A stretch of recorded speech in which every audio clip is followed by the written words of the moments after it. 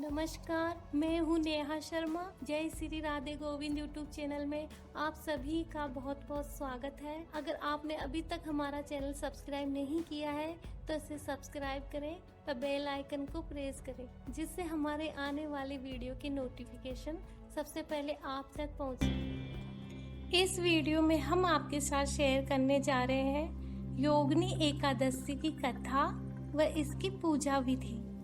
योगिनी एकादशी का व्रत करने से सारे पापों का नाश हो जाता है।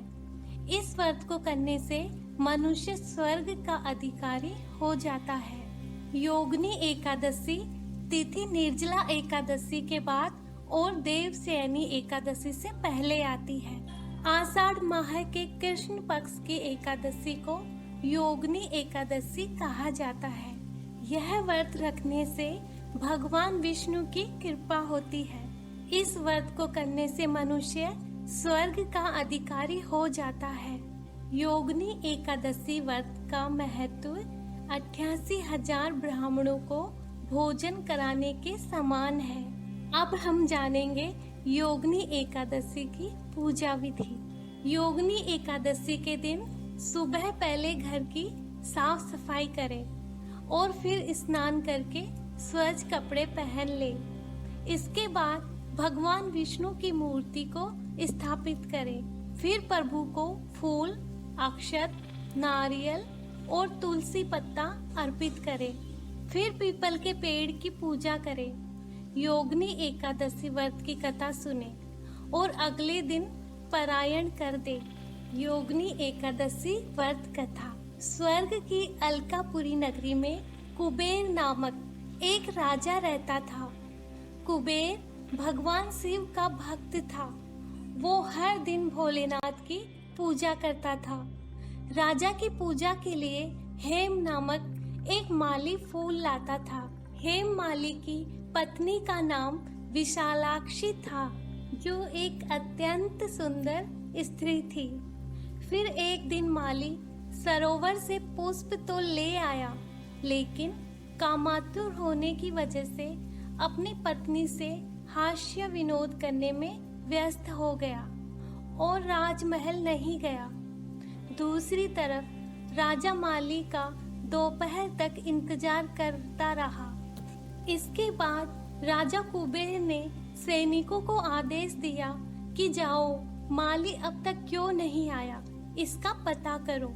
सैनिकों ने लौटकर राजा को बताया कि माली बहुत पापी और अतिकामी है। वो अपनी पत्नी के साथ हास्य विनोद में लगा है। ये सुनकर राजा कुबेर क्रोधित हो गए और माली को तुरंत उपस्थित करने का आदेश दिया। फिर हेम माली डर के मारे कांपता हुआ राजा के पास आया। राजा कुबेर ने माली को श्राप देते हुए कहा, अरे नीच पापी कामी, तूने देवों के देव महादेव का अनादर किया है। मैं तुझे श्राप देता हूँ कि तू पत्नी के वियोग में तड़पेगा। मृत्युलोक में जाकर तू कोढ़ी हो जाएगा। फिर मृत्युलोक में आकर हेम माली ने बहुत सारे कष्ट सहे। एक बार तो भयानक जंगल में जाकर बिना अन्न और जल के हेम माली भटकता रहा। फिर वह ऋषि मार्कंडेय के आश्रम में जा पहुंचा।